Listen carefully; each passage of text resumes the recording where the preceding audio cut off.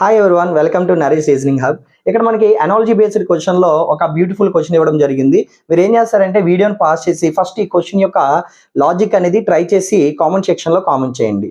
ఓకేనా? ఈ క్వశ్చన్ యొక్క లాజిక్ ఏంటంటే, జనరల్గా ఈ టైప్ ఆఫ్ క్వశ్చన్స్ వచ్చినప్పుడు మనం ట్రయల్ అండ్ ఎర్రర్లో ప్లేస్ వాల్యూస్, ఆపోజిట్ పేర్స్ మనం చెక్ చేసుకుంటూ వస్తాం. ఈ క్వశ్చన్ యొక్క లాజిక్ ఏంటంటే, ఫస్ట్ ఈ లెటర్ యొక్క ఆపోజిట్ పేర్స్ తీసుకున్నాడు. వైకి ఆపోజిట్ లెటర్ బి వాల్యూ 2, డబ్ల్యూకి opposite letter D value 4. 2 into 4 ఎంత అంటే 8. 8 అంటే మనకి హెచ్. సో హెచ్కి సంబంధించి ఆపోజిట్ లెటర్ అంటే ఎస్. ఓకేనా?